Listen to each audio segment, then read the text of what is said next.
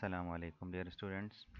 आज का जो हमारा टॉपिक है that is related to paper two, question number one, Hadith passages. ठीक है, पेपर टू का क्वेश्चन नंबर वन हमारे पास हदीस पैसेजेस का होता है, कंपलसरी क्वेश्चन होता है। आपके पास हदीस के 4 पैसेजेस पेपर में गिवन होते हैं along with Arabic and it's translation. Arabic भी होती है, साथ में उसकी ट्रांसलेशन भी गिवन होती है।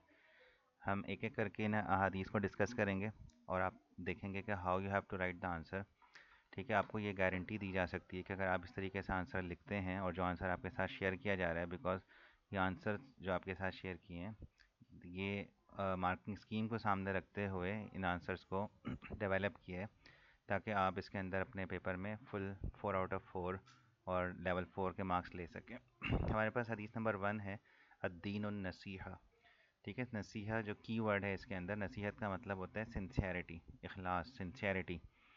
ठीक है, we said to whom, companions ने पूछा किसके साथ हमें खैर खाही करनी है और सिंसियरिटी शो करनी है। तो प्रॉफिट ने फरमाया कि to Allah, books, messenger, leaders, ठीक है, एंड द कॉमन पीपल। ठीक है, इन 5 लोगों के साथ सिंसियरिटी का holy prophet piece upon him ने जो है वो बताया है। तो देखो, हदीस के अंदर आपके पास जब क्वेश्चन आता है तो हदीस में आपसे पार्ट ए में कहते हैं कि describe their teachings about what Muslims believe. इस वाले पार्ट के अंदर आपने उस हदीस की टीचिंग का ब्रॉडर मीनिंग लेकर आना है, सिर्फ ट्रांसलेशन की हद तक बात नहीं करनी।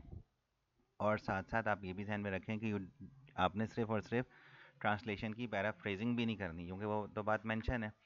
और फिर बी पार्ट में आपने बताना है कि how Muslims can put these teachings into action, उसकी प्रैक्टिस कैसे करते हैं और आज के हिसाब से हमारे पास उसकी एग्जांपल्स आनी चाहिए।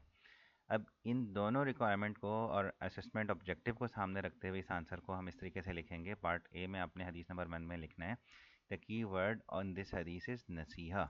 नसीहा मीन्स क्या है? Sincerity, advice. Teaching in this हदीस emphasizes that all actions that are done must be backed by sincere faith, ठीक है, for them to be meaningful.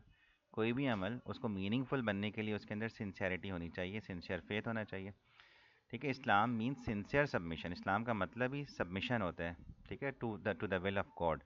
Sincerity is required in all what Muslims believe and they do.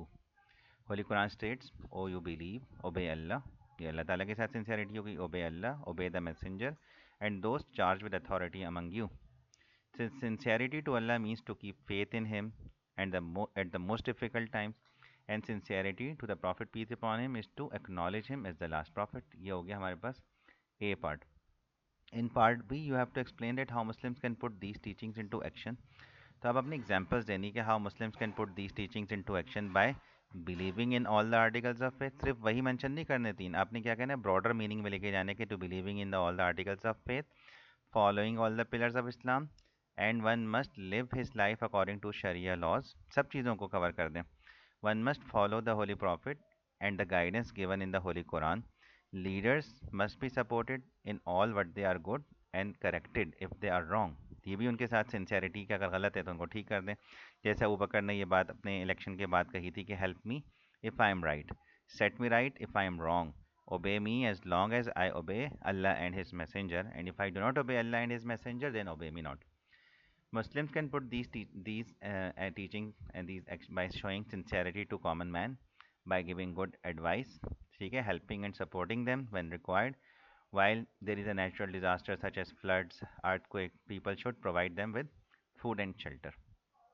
तो this is how आपका part A और B दोनों का हदीस number one का answer इस तरीके से डेवलप होगा।